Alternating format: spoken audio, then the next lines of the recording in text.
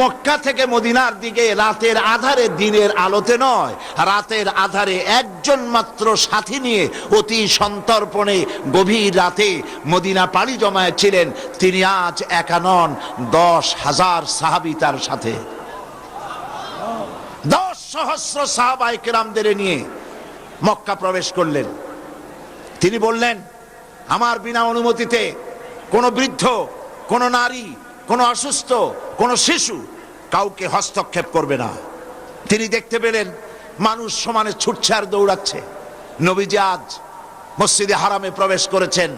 দেখলেন ওই সব নেতা মসজিদে হারামের ভেতরে গন্ডির মধ্যে দাঁড়ানো, যারা খাব্বাবকে মেরেছে, যারা খুবাইবকে মেরেছে, যারা আম্মারকে মেরেছে, যারা বেলালকে উত্তপ্ত মরুভূমির উপরে চিৎ করে শোয়া লোহার রড দিয়ে পিটিয়েছে, তারা সব দাঁড়ানো। নবীজি তাদেরকে জিজ্ঞেস করলেন, কুরাইশের নেতারা আজকে আমার কাছ থেকে কি ধরনের ব্যবহার আশা করো? ওদের রুহু কি আছে ভেতরে? রুহু এখন গলার কাছে।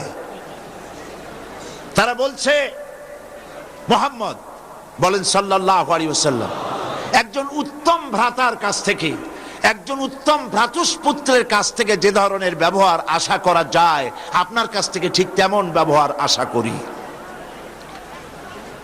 আল্লাহর নবী আজকের পজিশন হচ্ছে তার এই, কোন হুকুমের প্রয়োজন নাই। তিনি যদি চোখের ইশারা করেন, এসব দুর্বৃত্তের মস্তক দেহ থেকে বিচ্ছিন্ন হয়ে মাটিতে গড়াগড়ি করবে, ঠিক কিনা? নবীজি তাদের আবেদনের জবাবে আল্লাহর নবী বললেন, হে কুরাইশের নেতারা, আজ আমি তোমাদের ব্যাপারে সেই কথাই বলবো যেই কথা বলেছিলেন আমার ভাই হযরত ইউসুফ আলাইহিস সালাম মিশরের প্রেসিডেন্ট হওয়ার পর তার যে 11 ভাই সাহায্য নিতে প্রেসিডেন্টের সামনে যখন এলো, হযরত ইউসুফ আলাইহিস সালাম তাদেরকে চিনে ফেলেছেন। 11 ভাই ইউসুফ আলাইহিস সালামকে কুয়ার মধ্যে ফেলে দিয়েছিল। তাদের ধারণা ছিল এটা মরণ কুয়া, ইউসুফকে মেরে ফেলে দিলাম। কিন্তু তারা জানে না এটা মরণ কুয়া নয়, এটা ক্ষমতার শীর্ষে যাওয়ার জন্য একটি সুড়ঙ্গ, একটি টানেল। গুহার এক মুখে ইউসুফ আলাইহিস সালামকে ফেলে দিল 11 ভাই। গুহার অপর মুখ থেকে আল্লাহ পাক ইউসুফ আলাইহিস সালামকে নিয়ে মিশরের সিংহাসনে বসিয়ে দিলেন। তারা যখন চিনতে পারলো ইউসুফ আলাইহিস সালামকে, আমার ভাই ইউসুফ আলাইহিস সালাম তখন এই ভাইদের ব্যাপারে যে কথা বলেছিলেন, আমিও আজ তোমাদের ব্যাপারে সেই কথাই বলবো। আল্লাহর নবী বলেন, আমার ভাই ইউসুফ আলাইহিস সালাম তার ওই 11 ভাইদের সম্পর্কে তাদেরকে শোনালেন, লা তাসরিবা আলাইকুমুল ইয়াউম, তোমাদের বিরুদ্ধে আজকে আমার কোনো ক্ষোভ নাই, বিদ্বেষ নাই, আল্লাহর রাস্তে মাফ করে দিলাম। নবীজি বললেন, হে কুরাইশের নেতারা, তোমরা যা করেছো আমি আল্লাহর রাস্তে সব মাফ করে দিলাম। আবু সুফিয়ান সবচেয়ে বেশি জ্বালায়ছে। শুধু আবু সুফিয়ানকে মাফ করলাম না, আবু সুফিয়ানের ঘরে যারা আশ্রয় নিবে তাদেরকেও মাফ ঘোষণা করলাম, সাধারণ ক্ষমা ঘোষণা করে দিলাম। নবীজি কাবা শরীফের দিকে অগ্রসর হলেন। কাবা শরীফের চাবি যার কাছে ছিল, এর আগে একবার হুজুর এসেছিলেন ওমরা করতে দেওয়া হয় নাই, কাবা শরীফে প্রবেশ করতে দেওয়া হয়নি। আজকে সেই চাবির রক্ষক এসে বলছে, মুহাম্মদ সাল্লাল্লাহু আলাইহি সাল্লাম বাইতুল্লাহর ভিতরে ঢুকবেন না, এই নেন চাবি। নবীজি চাবি গ্রহণ করলেন, কাবা শরীফে প্রবেশ করলেন। এবার দেখেন ক্ষমতা কাকে বলে, পাওয়ার কাকে বলে, রাষ্ট্রীয় ক্ষমতা কাকে বলে। আল্লাহর নবী বাইতুল্লাহর ভেতরে প্রবেশ করে হাতে একখানা লাঠি ছিল। 360টি মূর্তিগুলির মাথার উপরে লাঠি দিয়ে আঘাত এনে এনে নবীজি বললেন, কুল জাআল হক ওয়া যাহাকাল বাতিল ইন্নাল বাতিলা কানা যাহুকা, বলো সত্য সমাগত, মিথ্যা হোক অপসৃত। সমস্ত মূর্তিগুলিকে ঘর থেকে বের করে আছাড় মেরে ভেঙে চুরমার করে দেওয়া হলো। এর নাম পাওয়ার। এর নাম কি? পাওয়ার। নবীজি বেরোলেন, ঘরের থেকে বেরিয়ে সেই চাবি রক্ষকের হাতে চাবিটা দিলেন, এই নাও চাবি, কোন জালিম ছাড়া তোমার কাছ থেকে এই চাবি কেউ গ্রহণ করবে না। নবীজির এই ব্যবহার দেখে লোকটি বলল, ভাবছিলাম আপনি বাদশা হয়ে গেছেন, কিন্তু এখন দেখছি আপনি শুধু বাদশা নন, আপনি তো অবশ্যই আল্লাহর নবী, এতে আমার কোনো সন্দেহ নাই। আমিও মুসলমান হয়ে গেলাম। লা ইলাহা ইল্লাল্লাহু মুহাম্মাদুর রাসূলুল্লাহ। নবীজি চাবি তার হাতে দিলেন, বললেন, কোন জালিম ছাড়া এই চাবি তোমার কাছ থেকে আর কেউ নেবে না। ওই চাবি আজ পর্যন্ত সেই লোকের বংশধর যারা, তাদের হাতেই থাকে। বাদশা ফাহাদ এই চাবি নেয় না, কারণ নবীজি বলেছেন জালিম ছাড়া এই চাবি কেউ নেবে না। কে চাবি নেবে আর জালিম হবে? নবী করিম সাল্লাল্লাহু আলাইহি ওয়াসাল্লাম ক্ষমতায় এলেন, আইন করে করে মদ বন্ধ করেছেন, জেনা বন্ধ করেছেন, সব বন্ধ করে দিয়েছেন আইন করে। সুতরাং আল্লাহ পাক বলছেন, তা'মুরুনা বিল মারুফ, ভালো কাজের আদেশ দাও। আর আদেশ করতে হলে ক্ষমতায় যেতে হবে, পাওয়ার নিতে হবে। অনেকে বলে মোল্লার দৌড় মসজিদ পর্যন্ত। আপনারাও কি তাই বলেন নাকি? মোল্লার দৌড় মসজিদ পর্যন্ত নয়, মোল্লার দৌড় তো শুধু মসজিদ নয়, মোল্লার দৌড় রাষ্ট্র যেখান থেকে পরিচালনা হয় সেই রাষ্ট্রীয় যন্ত্রকে হাতের মুঠায় নেওয়া পর্যন্ত মোল্লার দৌড় চলবে। কবি আফসোস করে বলেছেন, মোল্লা কো জো মিলা হ্যায় মসজিদ মে সেজদে কি ইজাজত, নালায়েক সমঝতে হ্যায় এহি ইসলাম কি আজাদ। কোন মৌলভী সাহেবের যদি মসজিদ ইমামতি মিলে যায়, তাহলে তিনি মনে করেন এটাই বুঝি ইসলামের স্বাধীনতা হলো। না, ইসলামের স্বাধীনতা এতটুকুনে হয় না। ইসলামের স্বাধীনতা হয় যখন আলিম যারা কোরআনের ইলম রাখেন, হাদিস জানেন, ইলম জানেন, যাদের কাছে জ্ঞান আছে, ওহির জ্ঞান যাদের কাছে আছে, রাষ্ট্র পরিচালনার দায়িত্ব তাদের হাতেই আসতে হবে। এই কাজটি ভালো কাজের আদেশ, অন্যায় কাজের নিষেধ, এই কাজটি গোটা উম্মতের কাজ। আল্লাহ পাক কোরআনে কারীমের ভিতরে অন্যত্র বলেন, এই কাজটি শুধু উম্মতের নয়, এই কাজটি দলেরও কাজ। ওয়ালতাকুম মিনকুম উম্মাতুন ইয়াদউনা ইলাল খায়র ইয়া'মুরুনা বিল মারুফি ওয়া ইয়ানহাউনা আনিল মুনকার উলাইকা হুমুল মুফলিহুন। তোমাদের মধ্যে এমন একটি দল থাকতেই হবে, তোমাদের মধ্যে এমন একটি দল থাকতেই হবে যেই দলের কাজ হবে ভালো কাজের আদেশ করবে, অন্যায় কাজ দুহাতে প্রতিবন্ধকতার সৃষ্টি করবে, দুই হাতে অন্যায় বন্ধ করে দেবে। এরকমের দল থাকতেই হবে। এই কাজটি উম্মতের কাজ, কাজটি দলের কাজ। সূরা লোকমানের মধ্যে এসে আল্লাহ পাক বলছেন কাজটি হলো ব্যক্তিরও কাজ। সূরা লোকমান, হযরতে লোকমান হাকিম তার ছেলেকে নসিহত করছেন।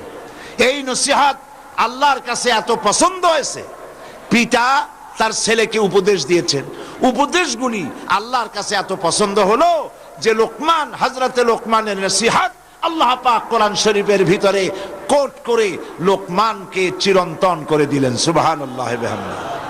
কি উপদেশ দিলেন তার ছেলেকে? তিনি হযরতে লোকমান তার ছেলেকে ডেকে বললেন, ইয়া বুনাইয়া আকিমিস সালাতা ওয়া আমুর বিল মারুফি ওয়ানহা আনিল মুনকার ওয়াসবির আলা মা আসাবাক ইন্না যালিকা মিন আজমিল উমুর। ইয়া বুনাইয়া, হে আমার কলিজার টুকরা সন্তান, আকিমিস সালাত। ছেলেকে কত আদর করে তিনি ডাকলেন। ইয়া ইবনি বললেন না, হে আমার ছেলে, তা না বলে তিনি আদর করে ডাকলেন ইয়া বুনাইয়া, হে আমার কলিজার টুকরা সন্তান, হে আমার নয়নের পুতুলি সন্তান। যারা দাওয়াত দেন দায়ীদেরকে, শিখাবার জন্য এই সব কথা কোরআন শরীফ আল্লাহ পাক রেখেছেন। কিভাবে দাওয়াত দিতে হবে, মিষ্টি মিষ্টি ভাবে দাওয়াত দাও মানুষকে। উদউ ইলা সাবিলি রাব্বিকা বিল হিকমাতি ওয়াল মাউইজাতিল হাসানা, সুন্দর করে মিষ্টি মিষ্টি করে মানুষকে দ্বীনের দিকে দাওয়াত দাও। যখন কোন দাওয়াতকারী দল দাওয়াত দিতে বেরোবে, নবী করিম সাল্লাল্লাহু আলাইহি ওয়াসাল্লাম তখন তাদেরকে বলতেন ইয়াসসিরু ওয়ালা তুআসসিরু, বাশশিরু ওয়ালা তুনাফফিরু। নবীজি বলতেন মানুষকে সহজ করে দ্বীনের দাওয়াত দাও, দ্বীনকে কঠিন করে বুঝায়ও না। আর জাহান্নামের ভয় দেখিয়ে মানুষকে দ্বীন থেকে সরিয়ে দিও না। জান্নাতের কথা শোনায় শোনায়া শুভ সংবাদ দিয়ে দিয়ে মানুষকে দ্বীনের পথে ডাকো। সুতরাং তিনি তার ছেলেকে বললেন ইয়া বুনাইয়া আকিমিস সালাত, নামাজকে প্রতিষ্ঠা করো, নামাজকে প্রতিষ্ঠা করো। আর ওয়ামুর বিল মারুফ, মানুষকে ভালো কাজের আদেশ দাও। ওয়ানহা আনিল মুনকার, আর মানুষকে অন্যায় কাজ থেকে দুয়াতে মানুষকে ফিরাও। ওয়াসবির আলা মা আসাবাক, আর ধৈর্য ধরো যখন বিপদ আসবে। অর্থাৎ এই কাজগুলি হলো এমন, এই ভালো কাজগুলি করতে গেলে বিপদ আসবে, আর সেই বিপদ আসলে পরে ধৈর্য ধারণ করতে হবে। ইন্না যালিকা মিন আজমিল উমুর, আর মনে রেখে দিও এই কাজগুলি খুব সহজ কাজ না। যাদের বুকের পাটা বড়, যারা সাহসী, এই দাওয়াতের কাজগুলি তাদের জন্য। প্রিয় ভাই সব, আল্লাহ পাক বলছেন হযরতে লোকমান, তার কথা আল্লাহ পাক কোরআন শরীফে ভাবে দিলেন যে নামাজকে প্রতিষ্ঠা করো, ভালো কাজের আদেশ দাও, অন্যায় কাজ থেকে মানুষকে ফিরাও। এই টার্গেট ছিল হযরতে লোকমানের, টার্গেট ছিল তরুণ সমাজ, যুবক সমাজ। যুব সমাজ তারা হলো মেইন টার্গেট। যেই সমাজের যুবকরা ভালো থাকে, চরিত্রবান থাকে, সমাজ ভালো হয়।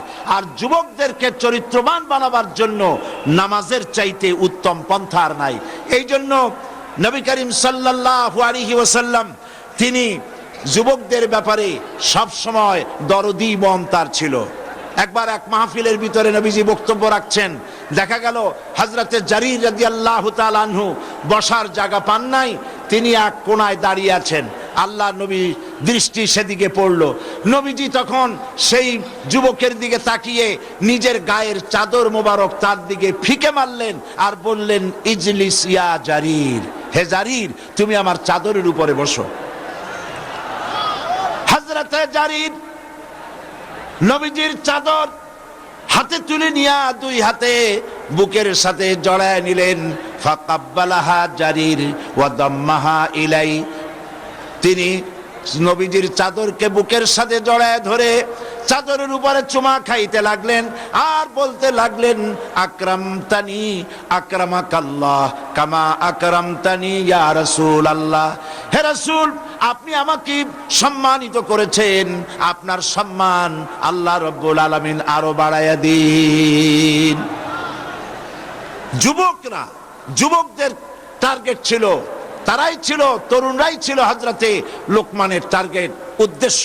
তাই তিনি দরদ করে তাদেরকে দাওয়াত দিয়েছিলেন। নবী করিম সাল্লাল্লাহু আলাইহি ওয়াসাল্লাম তিনি বলেছেন উসিকুম বিশ-শাবাবি খায়রা ফাইন্নাহুম আরাক্কু আফইদা লাকাদ বাসানি আল্লাহু বিল হানাফিয়াতি সামহা ফাহালাফানি আশ-শাবাব ওয়া খালাফানি আশ-শুয়ুখ। হযরতে নবী করিম সাল্লাল্লাহু আলাইহি ওয়াসাল্লাম বলছেন আমি তোমাদেরকে নসিহত করছি, তোমরা যেন তোমাদের যুবকদের ব্যাপারে তোমরা অত্যন্ত দরদি মনে হবা, তাদেরকে ভালোবাসবে। কারণ আমি এসেছি পৃথিবীর বুকে, আমি এসেছি উদার পন্থা নিয়ে। তোমরা যুবকদেরকে মহব্বত করবে, যুবকদেরকে ভালোবাসবে। আমার এই দ্বীনকে, আল্লাহর দ্বীনকে জমিনে প্রতিষ্ঠা করার জন্য আমাকে সাহায্য করেছে যুবকেরা, আর আমাকে সবচাইতে বাধা দিয়েছে বুড়োরা। কারা বাধা দিয়েছে? বৃদ্ধরা। আর সাহায্য করেছে কারা? যুবকেরা। আপনারা লক্ষ্য করে দেখবেন হযরত আবু বকর রাদিয়াল্লাহু তাআলা আনহু থেকে শুরু করে নিয়ে মানুষ বসার জায়গা না পেয়ে মানুষ চিল্লাপাল্লা করছে এক সাইডে। আমি আপনাদেরকে অনুরোধ করব, আপনারা যা মাঝখানে দুই একজন যারা দাঁড়ায়ছেন, কোথায় যাবেন? কোথায় যাবেন? যাওয়ার কোনো জায়গা নাই। বসতে দেন আর আপনারা যারা বসছেন আমার সামনে, আপনারা মঞ্চের দিকে আমাদের দিকে একটু চেপে আসেন, যাতে দাঁড়ানো ভাইদের জন্য একটু সুবিধা হয়। যারা রাস্তায় দাঁড়ায় আছে, আপনারা কেউ দাঁড়াবেন না, বসা অবস্থায় একটু সামনের দিকে এগিয়ে আসবেন। আপনারা যদি রাস্তার দিকে যান, হাজার হাজার মহিলাদের কষ্ট হবে, মা বোনদের কষ্ট হবে। আল্লাহর রাস্তে কেউ রাস্তার দিকে যাবেন না। এই মঞ্চের দিকে চেপে আসেন আর জোরে সোরে জিকির করেন, লা ইলাহা ইল্লাল্লাহ,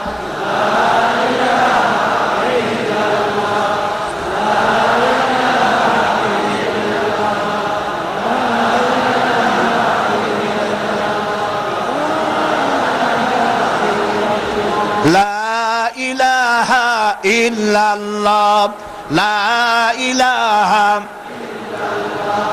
লা ইলাহা ইল্লাল্লাহু মুহাম্মাদুর রাসূলুল্লাহ। সুতরাং ভালো কাজের আদেশ করা, অন্যায় কাজ থেকে মানুষকে ফিরায় রাখা, এই কাজটি উম্মতের কাজ, এই কাজটি দলের কাজ, এই কাজটি ব্যক্তির কাজ। এবার সূরা হজের মধ্যে আল্লাহ পাক বলছেন কাজটি হলো রাষ্ট্রের কাজ। কাজটি কার? রাষ্ট্রের কাজ, রাষ্ট্র যারা পরিচালনা করেন।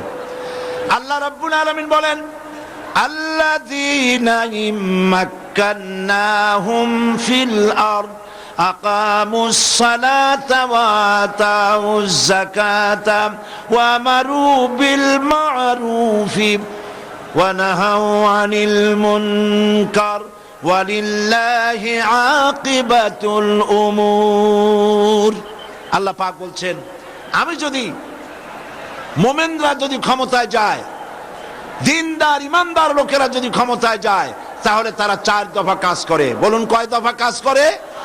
4 দফা কাজ, 4খানা কাজ তারা করে। 1 নম্বরে আল্লাযীনা মাক্কান্নাহুম ফিল আরদ আকামুস সালাত, তারা নামাজ প্রতিষ্ঠা করে, তারা যাকাত আদায় করে। নামাজ, নামাজ মুসলমানদের শ্রেষ্ঠ ইবাদত হলো নামাজ। সূরা বাকারার যে আয়াতটি আমি আলোচনা করেছিলাম, উদখুলু ফিস সিলমি কাফা, ইসলামের মধ্যে পরিপূর্ণ দাখিল হয়ে যাও। ইসলামের মধ্যে পরিপূর্ণ দাখিল হওয়ারও প্রথম শর্ত হচ্ছে নামাজ। প্রথম শর্ত কি? নামাজ। একজন অমুসলিম যখন ইসলাম কবুল করে, তখন তার প্রথম কাজ কি? বলুন সবাই, নামাজ।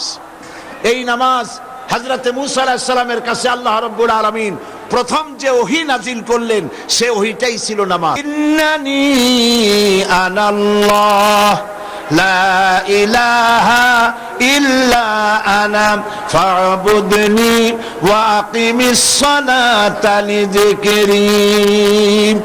আল্লাহ পাক বলছেন, ইন্নানি আনাল্লাহ, নিশ্চয়ই আমি আল্লাহ, লা ইলাহা ইল্লা আনা, আমি ছাড়া কোনো ইলাহ নাই, ফাবুদনি, অতএব আমার ইবাদত করো, ওয়া আকিমিস সালাতা লিযিকরি, আর আমার শরণার্থে নামাজ কায়েম করো।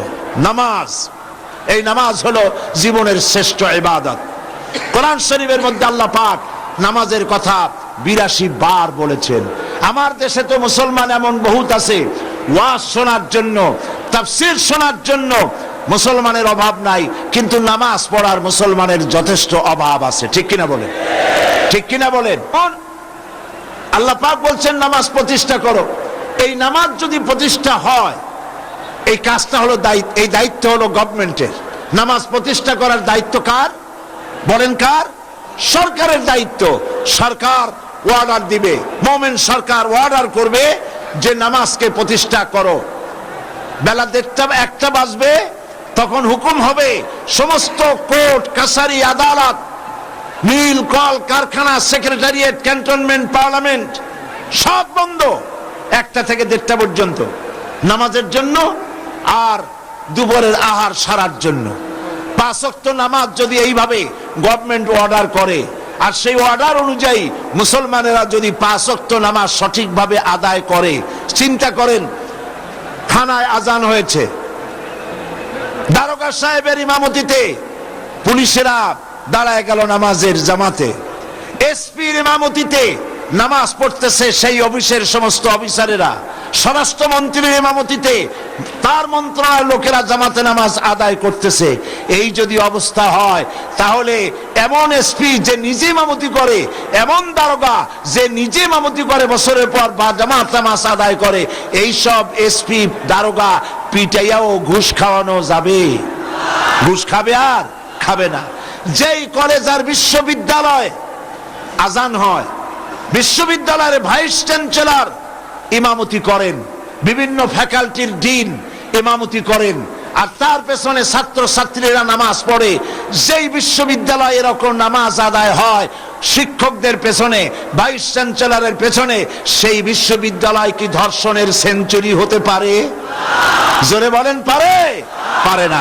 এই জন্য আল্লাহ রাব্বুল আলামিন নির্দেশ করেছেন, যা ইমানদাররা তারা যদি ক্ষমতায় যায় তাহলে তাদের প্রথম কাজ হবে নামাজকে প্রতিষ্ঠা করা, নামাজ আদায় করা। এই নামাজ হলো মুসলমানদের জীবনের শ্রেষ্ঠ ইবাদত। আল্লাহ পাক বলছেন, ওয়ামুর আহলাকা বিসসালাতি ওয়াসতাবির আলাইহা লা নাসআলুকা রিজকান নাহনু নারযুকুকা ওয়াল আকিবাতু লিত্তাকওয়া ওয়ামুর আহলাকা বিসসালাত ওয়াসতাবির আলাইহা। নামাজের জন্য পরিবার পরিবর্গকে আদেশ করো আর নিজেও নামাজের উপরে প্রতিষ্ঠিত থাকো। আমি তোমাদের কাছে রিজেক্ট চাই না, রিজেক্ট তো আমি তোমাদেরকে দেই। রিজেক্ট কে দেয়? জোরে বলেন না, কে দেন? আল্লাহ পাক। আমাদের দেশে লক্ষ্য করেন, বাংলাদেশ হচ্ছে সুজলা সুফলা শস্য শ্যামলা দেশ। যেখানে হাত দেবেন সেখানে খাবার পাওয়া যায়, পুকুরে খাবার পাওয়া যায়, পানির মধ্যে হাত দিলে খাবার পাওয়া যায়, গাছে হাত দিলে খাবার পাওয়া যায়, মাটিতে হাত দিলে খাবার পাওয়া যায়। এত খাবার যে দেশে, সেই দেশের মানুষেরাই সবচাইতে বেশি না খাইয়া মরে। ঠিক কিনা বলেন? এবার যান মধ্যপ্রাচ্যে, সৌদি আরবে যান, যে দেখবেন পাহাড় আর পাহাড়, বালু আর বালু, মরুভূমি আর মরুভূমি। গাছপালা তেমন কিছু নাই, ফসলাদিও তেমন কিছু হয় না। মানুষ মরে না না খাইয়া, বরং খাইয়া খাইয়া এক একজন তার পেটকে দুইখানা তরমুজের সাইজ বানায় ফেলাইছে।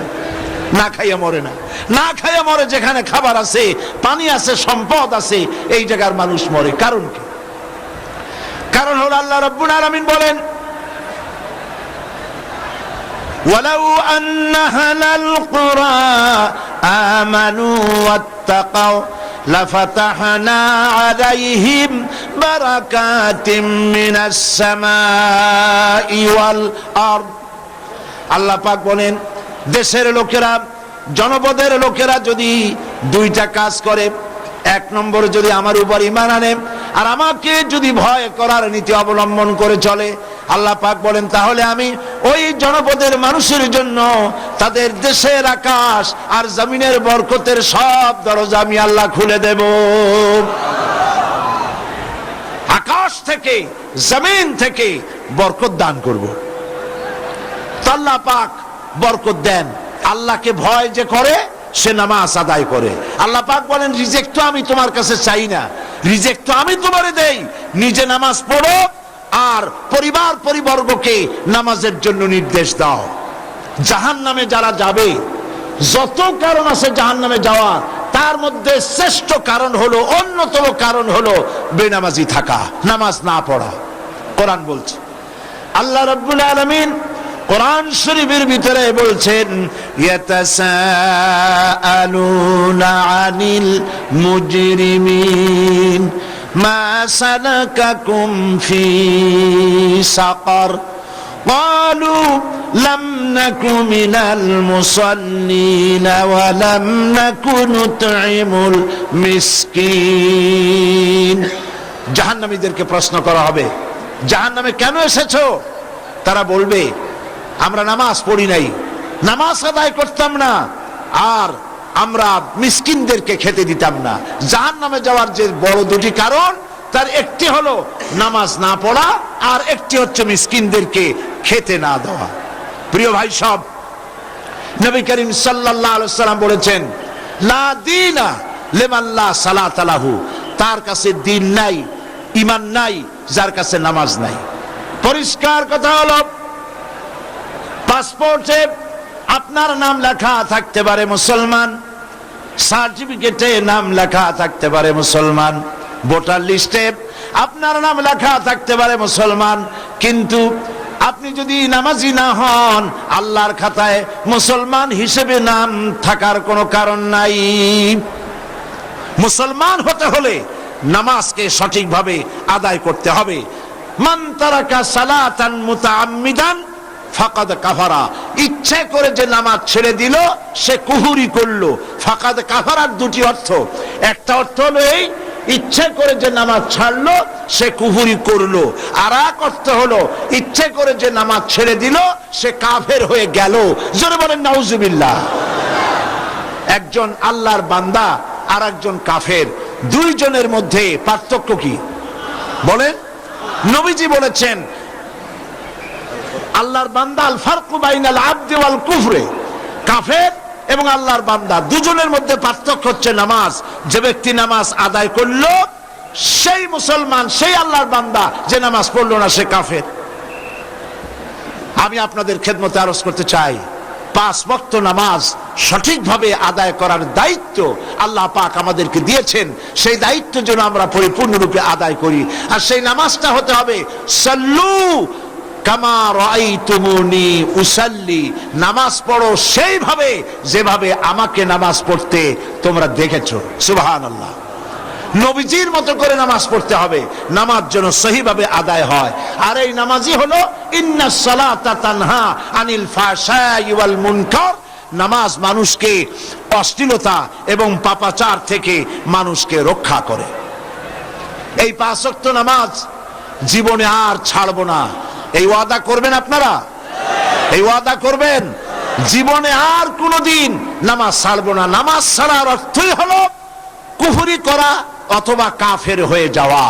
তাহলে আমরা ওয়াদা করি, দুহাত উঁচু করে বলেন, ইয়া আল্লাহ, তোমার পবিত্র নামে কসম করি, শপথ করি, ওয়াদা করি, যতদিন পর্যন্ত মালাকুল মউত আমার মাথার কাছে না আসতেছে ততদিন পর্যন্ত ফরজ নামাজ, ফরজ রোজা, শরীয়তের ওজর ছাড়া আর ছেড়ে দেব না, আর ছেড়ে দেব না, আর ছেড়ে দেব না।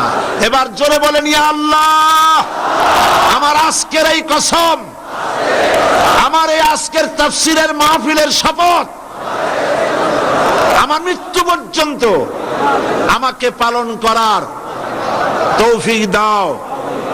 আমিন আমিন ইয়া রাব্বাল আলামিন। হাত নামান। আল্লাহ পাক বলছেন আল আমরু বিল মারুফ নাহু আনিল মুনকার, ভালো কাজের আদেশ, অন্যায় কাজ বন্ধ করার এই দায়িত্ব উম্মতের, এই দায়িত্ব দলের, এই দায়িত্ব ব্যক্তির, এই দায়িত্ব হচ্ছে রাষ্ট্রের। রাষ্ট্র যদি ইমানদারদের হাতে পড়ে, কয়টা কাজ করে তারা? আল্লাযীনা ইম্মাক্কান্নাহুম ফিল আরদ আকামুস সালাত ওয়া আতাউজ যাকাত ওয়া আমারু বিল মারুফি ওয়া নাহাউ আনিল মুনকার। নামাজকে প্রতিষ্ঠা করবে, যাকাত আদায় করবে, ভালো কাজের আদেশ করবে, আর অন্যায় কাজ দুহাতে বন্ধ করে দেবে। এটা হলো দায়িত্ব। মুসলমান ইমানদারদের দায়িত্ব হলো যে তারা ভালো কাজের আদেশ করবে, অন্যায় কাজকে নিষেধ করবে। এই ভালো কাজের আদেশ আর অন্যায় কাজের নিষেধ, এই কাজ করেছিলেন নবী করিম সাল্লাল্লাহু আলাইহি ওয়াসাল্লাম। মুহাম্মদ রাসূলুল্লাহ, সবাই বলেন সাল্লাল্লাহু আলাইহি ওয়াসাল্লাম, তিনি এই কাজটি পরিপূর্ণরূপে করলেন। এই কাজ করার পর তিনি ইন্তেকাল করলেন। এই কাজের সুফল আমারু বিল মারুফ ওয়া নাহু আনিল মুনকার, ভালো কাজের আদেশ, অন্যায় কাজের নিষেধ করলে ফলটা কি হয় তা কি শুনবেন না চোখে দেখবেন? দেখতে চান? তাহলে ইতিহাসের পাতার দিকে তাকান। হযরত নবী করিম সাল্লাল্লাহু আলাইহি ওয়াসাল্লাম ইন্তেকাল করেছেন, এখন ক্ষমতায় এসেছেন হযরত আবু বকর রাদিয়াল্লাহু তাআলা আনহু। হযরত আবু বকর রাদিয়াল্লাহু তাআলা আনহু ক্ষমতায় এসে তিনি বিচারপতি বানায় দিলেন হযরত ওমর রাদিয়াল্লাহু তাআলা আনহুকে। হযরত ওমর রাদিয়াল্লাহু তাআলা আনহু তিনি আজকে বিচারক, বিচারপতি। 1 বছর বিচার কার্য পরিচালনা করলেন। 1 বছর পর ঐতিহাসিকরা লিখছেন ফামাকাসা আমান কামিলান ফালাম ইয়াখতাসিম ইলাইহি ইসনান। 1টি বছর চলে গেল, বিদায় হয়ে গেল, হযরত ওমর রাদিয়াল্লাহু তাআলা আনহুর বিচারালয়ে 2টা লোক এরকম এলো না যে একজন আরেকজনের বিরুদ্ধে কোনো মামলা দায়ের করার জন্য কেউ হযরত ওমরের দরবারে আসলো না। সুবহানাল্লাহ বলবেন না? সুবহানাল্লাহ বলবেন না? পৃথিবীতে আছে এরকম কোন দেশ যেখানে 1 বছরের ভিতরে কোনো মামলা দায়ের হয় না? হযরত ওমর এলেন নবী করিম সাল্লাল্লাহু আলাইহি সাল্লামের, হযরত ওমর এলেন আবু বকর রাদিয়াল্লাহু তাআলা আনহুর কাছে, এসে বললেন মা হাজাতাবি ইনদা কওমিন মুমিনিনা ইয়া খলিফাতা রাসূলিল্লাহ সাল্লাল্লাহু আলাইহি ওয়াসাল্লাম। হে রাসূলের খলিফা হযরত আবু বকর, এই জাতির কাছে বিচারকের দরকারটা কি? উনি জিজ্ঞেস করলেন কারণ কি, একথা কেন বলো? তিনি বললেন আমি 1 বছর পর্যন্ত বিচারালয় বসে থাকলাম, সকালে আসি বিকালে যাই, 1 বছরের ভিতরে একটা লোকও আমার কাছে আসলো না একটা মামলা নিয়ে। তো যে দেশে মামলা হয় না সেখানে বিচারকের দরকার কি? হযরত আবু বকর প্রশ্ন করলেন তোমার কাছে বিচার চাইতে কেউ আসলো না কেন, এ ব্যাপারে তোমার ধারণা কি? হযরত ওমর বলেন ইয়া খলিফা, হে আল্লাহর রাসূলের খলিফা, আমার ধারণা হচ্ছে 1 বছরের ভিতর বিচার আমার কাছে কেউ চাইতে আসলো না, তার কারণ দীনুহুমুন নাসিহা, এই কওম, এই জাতির দিন হচ্ছে ভালোবাসা। এ জাতি, এ মুসলিম জাতি একজন আরেকজনকে ভালোবাসে, কল্যাণ কামনা করে, প্রত্যেকের কল্যাণ কামনা করে। একে অপরের কল্যাণ কামনা করলে সেখানে কি মারামারি হয়, মামলা মোকদ্দমা হয়? দীনুহুমুন নাসিহা ওয়া মানহাজুহুমুল কোরআন, আর তাদের মানহাজ, তাদের সংবিধান, তাদের উদ্দেশ্য, তাদের লক্ষ্য আল্লাহর কোরআনের রাজ কায়েম করা। আল্লাহর কোরআন হচ্ছে তাদের সংবিধান। আমাদের মাওলানা 5 বছরে 10 লাখ কেস আছে। মাওলানা শামসুদ্দিন সাহেব বলছেন শুধু চট্টগ্রামে না, বাংলাদেশ 10 লাখ। বাংলাদেশে 5 বছরে 10 লক্ষ কেস নাকি এখনো জমা হয়ে আছে। দেখেন অবস্থা। আর 1 বছরের ভিতর একটা মামলা আসে নাই, কারণ দীনুহুমুন নাসিহা, এই জাতির দিন হচ্ছে পরস্পরকে ভালোবাসা। ওয়া আমালুহুম আল আমরু বিল মারুফ ওয়া নাহাউ আনিল মুনকার, আর তাদের আমল হলো একজন আরেকজনকে ভালো কাজের আদেশ দেয় আর অন্যায় কাজ দুহাতে ফিরায়। কথা বুঝতে পেরেছেন? অন্যায় কাজ বন্ধ করে দেয়। ওয়াইদা মারিদু আহাদুহুম আদুহু, যখন এদের মধ্যে কেউ অসুস্থ হয় তাহলে তখন তারা সকলে তাকে দেখতে যায়, সেবা শুশ্রূষা করে। ওয়াইজা ইফতাকারা নাসারুহু, আর যখন তাদের মধ্যে কেউ ফকির হয়ে যায়, গরিব হয়ে যায়, তখন তাদের সাহায্য করার জন্য লোকেরা এগিয়ে আসে। ফামাযা ইয়াখতাসিমুনা ইলাইয়া ইয়া খলিফাতা রাসূলিল্লাহ সাল্লাল্লাহু আলাইহি ওয়াসাল্লাম, এই যখন জাতির অবস্থা, তখন কোন দুঃখে আমার কাছে মামলা নিয়ে লোকেরা এসে হাজির হবে? এই জন্য আমার কাছে মামলা নিয়ে কেউ আসে না। এই জন্য কাজটি হলো আমারু বিল মারুফ ওয়া নাহু আনিল মুনকার। এই কাজটা করলেই জমিনে শান্তি প্রতিষ্ঠা হবে, দেশ সুখী হবে, সমৃদ্ধশালী হবে। আলহামদুলিল্লাহ বলি। দেখুন নবী করিম সাল্লাল্লাহু আলাইহি সাল্লাম বলছেন ফাওয়াল্লাযী নাফসি বিয়াদিহি লা তা'মুরুন্না বিল মারুফ ওয়া লা তানহাউন্না আনিল মুনকার। আল্লাহর নবী বলেন, আল্লাহ পাকের কসম করে বলি, যার হাতের ভিতরে মুহাম্মদ সাল্লাল্লাহু আলাইহি ওয়াসাল্লামের জীবন, তার কসম করে বলি তোমাদেরকে অবশ্যই ভালো কাজের আদেশ করতে হবে আর অন্যায় কাজ থেকে মানুষকে ফিরায় রাখতে হবে। তোমরা যদি এই কাজটি না করো, আউলা ইউসাল্লিতান্নাল্লাহু আলাইকুম শিরারাকুম, এই কাজ যদি তোমরা না করো তোমাদের উপরে দুশ্চরিত্র দুষ্ট লোকদেরকে তোমাদের শাসক বানায়া দেওয়া হবে। বুঝছেন কথা? বুঝেছেন? হয়েছিল না? মুসাল্লাত আল্লাহ করে দেন নাই দুষ্ট লোকদের। সুতরাং এই অবস্থায় আমারু বিল মারুফ নাহি আনিল মুনকারের দায়িত্ব যদি পালন তোমরা না করো, তাহলে কি হবে? সব থেকে খারাপ লোকদেরকে শাসক বানায় দেওয়া হবে। আর ওই সময় সুম্মা ইয়াদউহু খিয়ারাকুম, এই সময় তোমাদের লোকেরা, তোমাদের ভালো ভালো লোকেরা যতই দোয়া করুক না কেন আল্লাহর দরবারে, লা ইউস্তাজাবা লাকুম, আল্লাহর কাছে দোয়া মঞ্জুর হবে না। নাউযুবিল্লাহ পড়েন। তাহলে কাজটা হলো এই, মানুষকে ভালো কাজের আদেশ দিতে হবে, অন্যায় কাজ থেকে ফিরাতে হবে। নবীজি বলেছেন, মান রা মিনকুম মুনকারান ফালিয়ুগাইয়িরহু বিয়াদি ফাইন লাম ইয়াস্তাতি ফাবিলিসানি ফাইন লাম ইয়াস্তাতি ফাবিকলবি ওয়া যালিকা আযাফুল ঈমান। আল্লাহর নবী বলছেন, কোন অন্যায় কাজ যদি দেখো, দুই হাতে বন্ধ করে দাও। হাত দিয়ে বন্ধ করার অর্থ কি? শক্তি প্রয়োগ করো। যদি না পারো ফাবিলিসানি, জবান দিয়ে বন্ধ করো। যদি তাও না পারো ফাবিকলবি, মনে মনে কি কন্ত, এইটাই হলো গলত অর্থ, এটাই হচ্ছে গলত অর্থ। দেশের মধ্যে মদ চলে, জুয়া চলে, জিনা চলে, ব্যভিচার চলে। আপনি মুখ দিয়েও বাধা দিলেন না, হাত দিয়েও বাধা দিলেন না, মনে মনে ঘৃণা করলেন, তাতে হইল কি? তাতে কিছু হবে? হবে না। এর প্রত্যেকটি শব্দের পেছনে হচ্ছে ফালিয়ুগাইয়িরহু, পরিবর্তন করে দাও। হাত দিয়ে পরিবর্তন করে দাও, কথা বলে পরিবর্তন করে দাও, অন্তর দিয়ে। অন্তর দিয়ে কিভাবে? অন্তর দিয়ে এইভাবে করো যে মনে মনে কল্পনা করো, চিন্তা করো, সমাজ থেকে এই অন্যায় কিভাবে তুমি দূরীভূত করবে। এই চিন্তাও যদি না করো, তাহলে ইমানের খাতায় নামও থাকবে না। ওয়া যালিকা আযাফুল ঈমান, এটাই হলো ইমানের দুর্বলতম অংশ।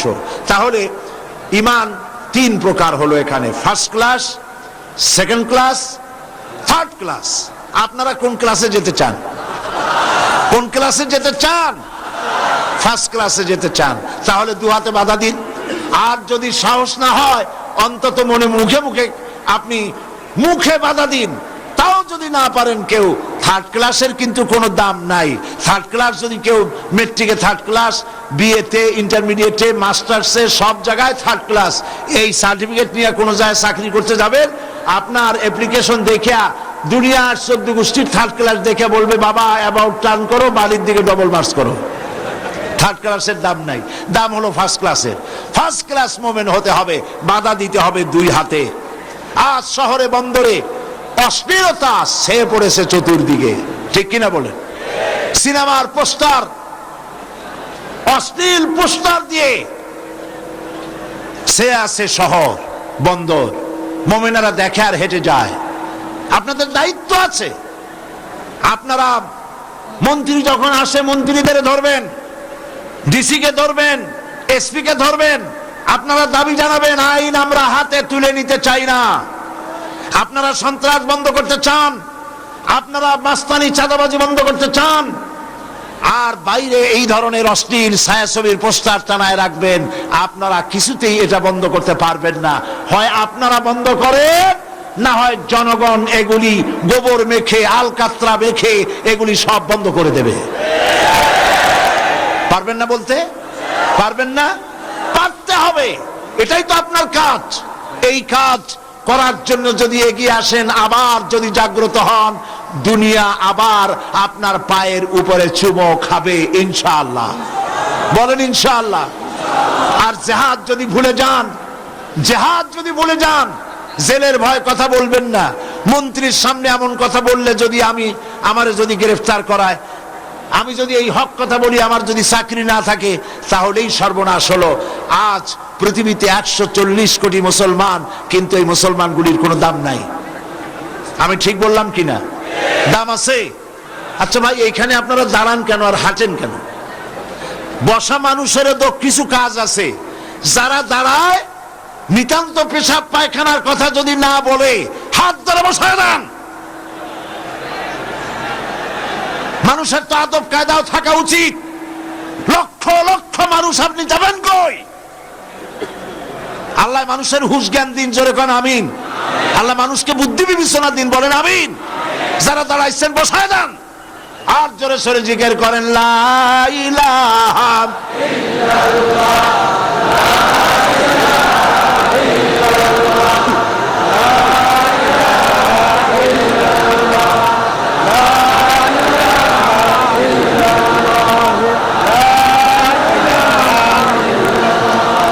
লা ইলাহা ইল্লাল্লাহ, লা ইলাহা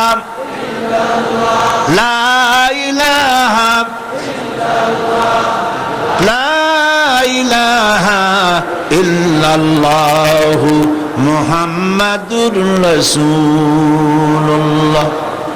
প্রিয় ভাই সব, এই পৃথিবীতে আল্লাহ পাক মুসলমানদের বানাইছেন শ্রেষ্ঠ জাতি। সেই শ্রেষ্ঠ জাতি মুসলমান আজ পৃথিবীতে পদানত। কাফেরে লাথি মারে, ইহুদিরা লাথি মারে, খ্রিস্টানেরা লাথি মারে, মুশরিকরা লাথি মারে। মুসলমান আজ ফুটবলের মতো হয়ে গেছে। কন নাউজুবিল্লাহ, বলেন নাউজুবিল্লাহ।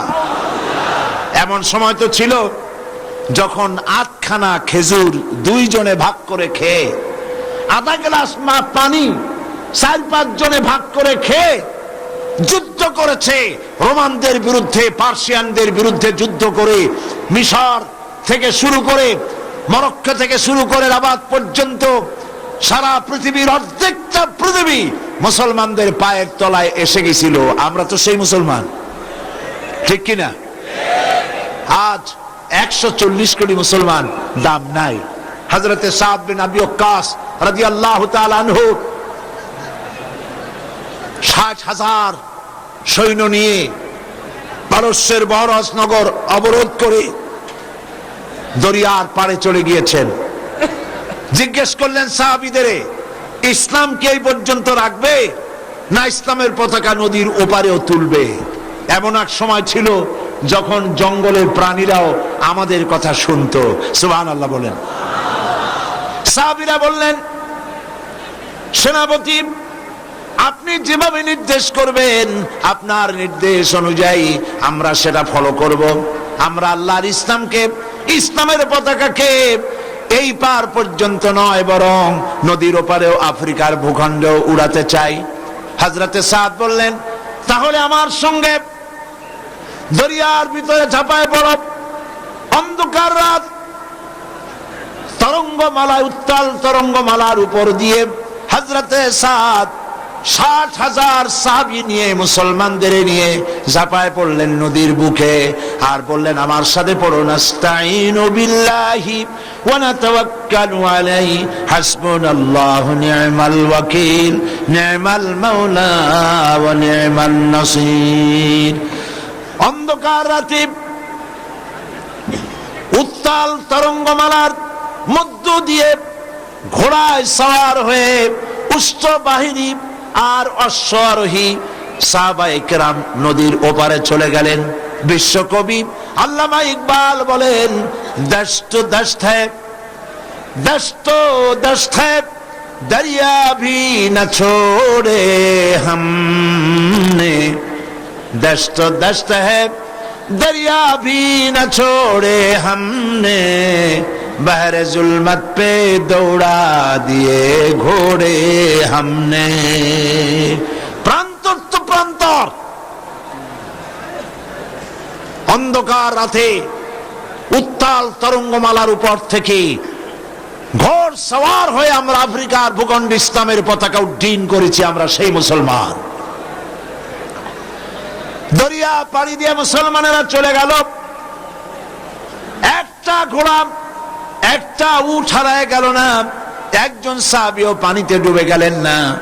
ওপারে যাওয়ার পর কাফের সরকার বুঝতে পারলো যারা তারা ইসলামকে প্রচার করার জন্য এসেছে, বলল এদেরকে জঙ্গলের পাশে থাকতে দাও, জঙ্গলি প্রাণীরা তাদের খেয়ে শেষ করে দেবে, যুদ্ধ করা লাগবে না।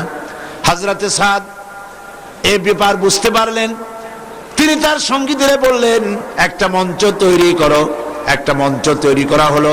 মঞ্চের উপরে দাঁড়িয়ে হযরতে সাদ জঙ্গলের দিকে ফিরে ঘোষণা করলেন, ইয়া আইয়াতুহাল হাশারাতু ওয়াসসিবাউ নাহনু আসহাবু রাসূলুল্লাহ সাল্লাল্লাহু আলাইহি ওয়াসাল্লাম ফারজিউ ফাইন্না নাজিলুন ফামান ওয়াজাদনা বা'দাহু কাতালনাহু। হে জঙ্গলের হিংস্র প্রাণীরা, আমরা রাসূলুল্লাহর সাহাবী, ইসলাম প্রচার করার জন্য এসেছি। আজকে রাত এখানে কাটাবো। আমাদের নিরাপত্তার জন্য এই জঙ্গলের ভেতরে যত হিংস্র পশু আছো সব বেরিয়ে যাও। আমার এই ঘোষণার পর যদি কোনো হিংস্র প্রাণীকে যদি এখানে আমাদের সামনে পাই, তরবারি দিয়ে তার ফয়সালা করা হবে। জঙ্গলি মানুষগুলি, আফ্রিকার মানুষেরা চিন্তা করতে লাগলো, এ পাগলেরা কয় কি? পাগলদের কথা, মানুষের কথা জঙ্গলি প্রাণীতে শুনবে নাকি? তারা দেখতে পেল, তাদের সকলের চক্ষুকে অবাক করে দিয়ে দেখা গেল জঙ্গলের ভিতর থেকে বাঘের লাইনে বাঘ, সাপের লাইনে সাপ, সিংহের লাইনে সিংহ, যার যার লাইনে যার যার আন্ডা বাচ্চা মুখে করে নিয়া জঙ্গলের এই প্রান্ত থেকে অপর প্রান্ত পর্যন্ত এই এলাকা ছেড়ে চলে গেল। এমন দিন ছিল যখন মুসলমানেরা এভাবে করে আল্লাহর দিন জমিনে প্রতিষ্ঠা করেছে, জঙ্গলি প্রাণীরা পর্যন্ত কথা শুনেছে। আর আজাব, 140 কোটি মুসলমান পৃথিবীতে, আজ মুসলমানের দাম নাই। সুতা মাথা দিয়া আজ মুসলমানদেরকে মারা হচ্ছে। টুইন টাওয়ার ভাঙলো, কে ভেঙেছে তার দলিল দেখার কোনো দরকার নাই। উনি মোড়ল, উনি মাতব্বার, উনি যা বলবেন তাই হবে। উনি বললেন অমুকে মেরেছে, লাদেন মেরেছে, ধরো তারে। তাকে ধরার জন্য আফগানকে তছনছ করে দিল। কিন্তু দুনিয়াবাসী জানে কাজটি করেছে ইহুদিরা। কারা করেছে? ইহুদিরা করেছে। ইসলামের পুনর্জাগরণ শুরু হয়েছে বিশ্ব জুড়ে। সুবহানাল্লাহ কর। বিশ্ব জুড়ে ইসলামের পুনর্জাগরণ শুরু হয়েছে। এই জাগরণকে ঠেকাবার জন্য ইহুদি, কাফের, মুশরিক সব ঐক্যবদ্ধ হয়েছে। এই জাগরণকে ঠেকাবে। কিভাবে ঠেকাবে? ইহুদিরা কাজটা ঘটায় দিল, টুইন টাওয়ার ভেঙে দিল। সকলে জানেন 50,000 লোক এখানে চাকরি করে। কিন্তু যেদিন ঘটনা ঘটলো তখন এই অফিসে টুইন টাওয়ারে 4,000 ইহুদিরা চাকরি করে, তার একটিও ওই দিন উপস্থিত হয় নাই। এর কারণ হলো ঘটনা তো তারাই ঘটাইছে। দুনিয়ার সামনে কোন দলিল না দিয়ে, প্রমাণ না দিয়ে মায়ের আরম্ভ করলো আফগানের উপরে। আফগানকে তছনছ করে দিল। আমেরিকাকে মনে রাখতে হবে, তালেবান শেষ হওয়ার অর্থ ইসলাম শেষ হওয়া নয়। ইসলাম কার? জোরে বলেন কার? আল্লাহ রাব্বুল আলামিন বলেন, ইউরিদুনা লিইউতফিউ নূরাল্লাহি বিআফওয়াহিহিম ওয়াল্লাহু মুতিম্মু নূরিহি ওয়ালাউ কারিহাল কাফিরুন।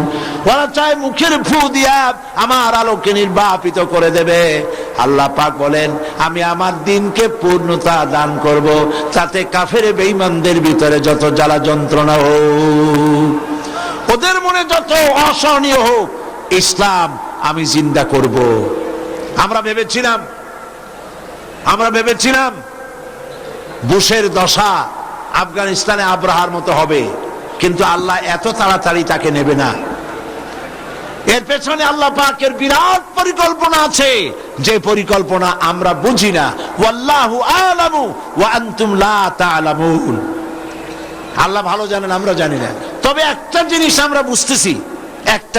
আমরা বুঝতেছি, আফগানের মুসলমানদের উপরে হামলা হচ্ছে, টার্গেট হচ্ছে, বিশ্বাস করুন, আফগানের উপরে আমেরিকান হামলা, টার্গেট ওসামা বিন লাদেন নয়, টার্গেট ইসলাম, টার্গেট মুসলমান, টার্গেট মধ্য এশিয়ার তেল সম্পদ মার্কিন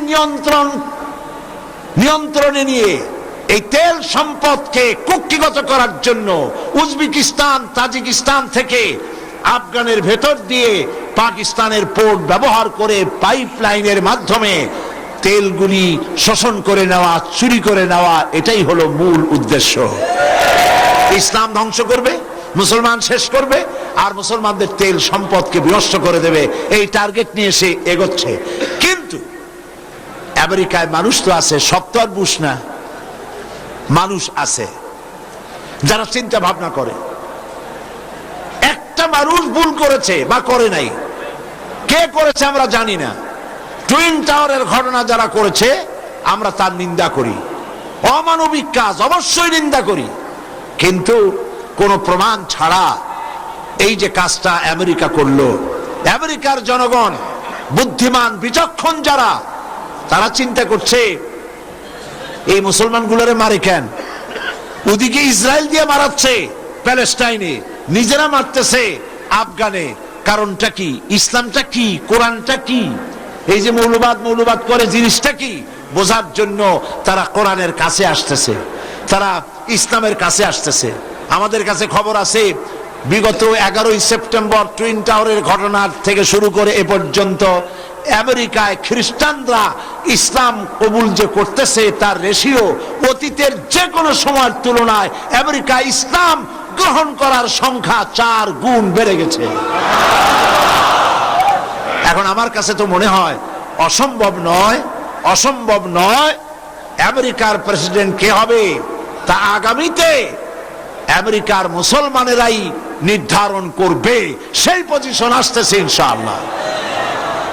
প্রিয় ভাইয়েরা, 1978 সনে সর্বপ্রথম আমি নিউ ইয়র্ক সফর করেছিলাম আমেরিকা। তখন সেখানে মুসলমান দেখেছিলাম মাত্র, মসজিদ দেখেছিলাম মাত্র 4টা কি 5টা মসজিদ।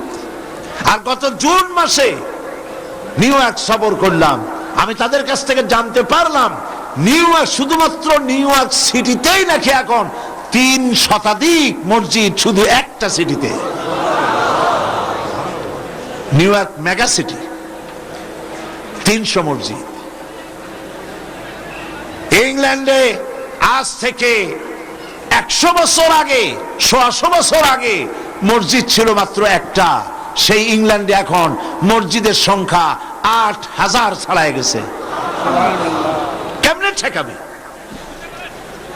मगरिब की वादियों में गूंजी अदा हमारी, मगरिब की वादियों में गूंजी अदा हमारी, थमथा न था किसी से सैल रवा हमारा। প্রাচ্য এবং প্রতীচ্যের অলিতে গলিতে, পাহাড়ে পর্বতে ধ্বনিত প্রতিধ্বনিত হচ্ছে আজ বিশ্ব জুড়ে লা ইলাহা ইল্লাল্লাহ, আশহাদু আল্লা ইলাহা ইল্লাল্লাহু মুহাম্মাদুর রাসূলুল্লাহ, সুবহানাল্লাহ। সারা দুনিয়া জুড়ে ইসলামের বুলবালা শুরু হয়ে গেছে, আলহামদুলিল্লাহ বলবেন না? আজ বাংলাদেশ পৃথিবীর দ্বিতীয় বৃহত্তম মুসলিম দেশ। এই দেশে মুসলমান যদি ঐক্যবদ্ধ হয়, পৃথিবীতে যে গণজাগরণ শুরু হয়েছে, আমরা সেই গণজাগরণের সাথী হতে চাই না পিছে পড়তে চাই? সাথী হতে চাই না পিছে পড়তে চাই? কারা কারা সাথী হতে চান? আলহামদুলিল্লাহ। এই গণজাগরণের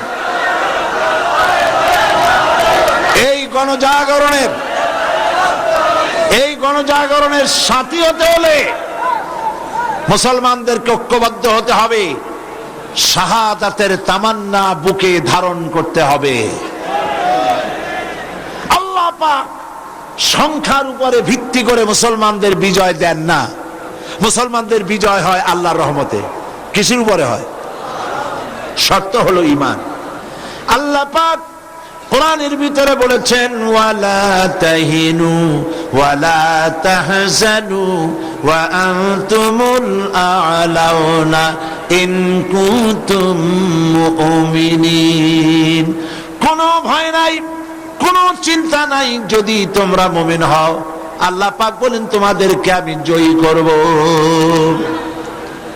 10 জন ইমানদার সাবির ধৈর্যধারী মুত্তাকি 10 জন যদি হও 100 কাফেরের উপরে বিজয় দেব। 100 যদি হও 1000 কাফেরের উপরে আল্লাহ রাব্বুল আলামিন বিজয় দান করবেন। এটি আল্লাহ পাকের ওয়াদা। মুতার প্রান্তরে জিহাদ হবে, যুদ্ধ হবে। নবী করিম সাল্লাল্লাহু আলাইহি ওয়াসাল্লাম তিনি বললেন রোমানরা আসতেছে 1 লক্ষ সৈন্য নিয়ে, আর নবীজি মাত্র 300 3000। তিনি 3000 সাহাবীদেরকে প্রস্তুত করলেন। কতজনের মোকাবেলায়? 1 লক্ষের মোকাবেলায় 3000। মাত্র 3000। নবীজি বললেন এই জাদি সেনাপতির দায়িত্ব পালন করবে জায়েদকে দাঁড় করায় দিলেন। এরপরে জায়েদ যদি না থাকে, যদি সে শহীদ হয়ে যায়, আমার চাচাতো ভাই জাফর বিন আবি তালেব সেই হবে সেনাপতি। সেও যদি মারা যায়, শহীদ হয়ে যায়, আব্দুল্লাহ বিন রাওয়াহা। 3 জনের নাম নিলেন নবীজি। 3 জনের বুঝতে কষ্ট হলো না, এই জিহাদের ভিতরে একজনও আর ফিরবে না, যেহেতু নবীজি বলেছেন একজনের পর একজনের কথা। আর যদি 3 জনের কেউ না থাকে, তোমরা বানায় নিও আর একজন। নবীজি বললেন তোমরা 3 জন চলে যাও, যার যার স্ত্রী আর মা বাবার কাছ থেকে অনুমতি নিয়ে আসো। হযরতে জায়েদ বলেন ইয়া রাসূলুল্লাহ, আমার তো আর যাওয়ার কোনো জায়গা নেই, আপনি আমার পিতা, হযরত আয়েশা আমার মা, আপনি অর্ডার করেছেন, আমি মেনে নিয়েছি। হযরতে জাফর তিনি চলে গেলেন তার বাড়িতে, নিজের স্ত্রীকে ডেকে বললেন প্রাণের স্ত্রী, আল্লাহ নবী আমাকে জিহাদের জন্য আমাকে বলেছেন, আমি জিহাদের ময়দানে চললাম, আমি তোমার কোন হক আদায় করতে পারি নাই।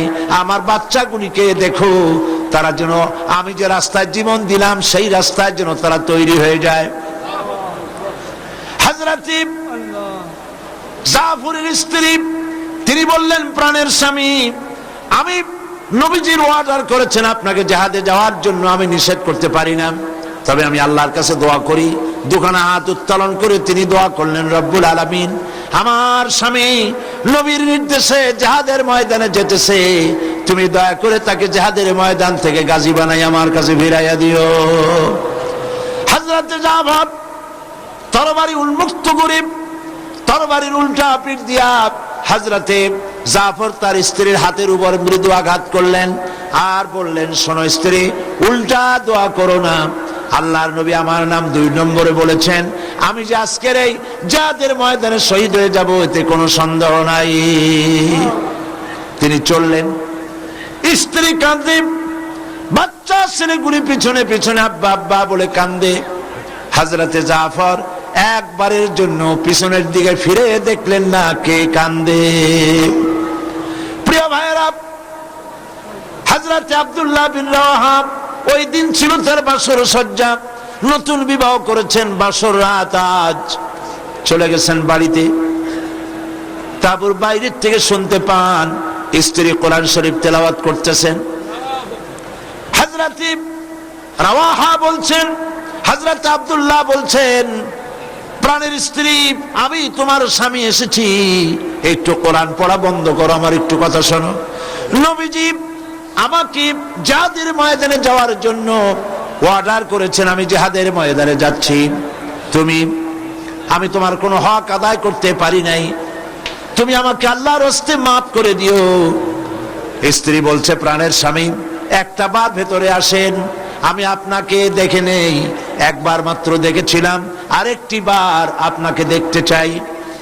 হযরত আব্দুল্লাহ বলেন, প্রাণের স্ত্রী, আমি ঘরের ভিতরে প্রবেশ করব না, ঘরের ভিতরে এলে পরে তোমাকে দেখলে আমার দিলের ভিতরে তোমার প্রতি মহব্বত বেড়ে যেতে পারে, আমি ভেতরে আসব না। স্ত্রী বলছেন, আব্দুল্লাহ, ঘরে আসতে পরে কোনো প্রেম নিবেদন করব না, শুধু তোমার চেহারাটা একবার দেখে রাখবো, কারণ তোমাকে আমি ভালো মতো দেখতে পারি নাই, একটিবার প্রাণ ভরে দেখতে চাই, যাতে করে কিয়ামতের ময়দানে, হাসরের ময়দানে আমি যেন তোমাকে স্বামী বলে চিনে নিতে পারি। হযরতে জাফর, হযরতে আব্দুল্লাহ তিনি বলছেন, স্ত্রী যদি তোমার সেই ইচ্ছাই হয় আর যদি তুমি ধৈর্য ধারণ করতে পারো, আমাকে দেখার কোনো প্রয়োজন নাই। তুমি যদি ধৈর্য ধারণ করো আর আল্লাহ যদি আমার শাহাদাত নসিব করেন, কিয়ামতের ভিতরে জান্নাতের ভিতরে আল্লাহ রাব্বুল আলামিন তোমাকে আমাকে স্বামী স্ত্রী হিসাবে পরিচয় করাইয়া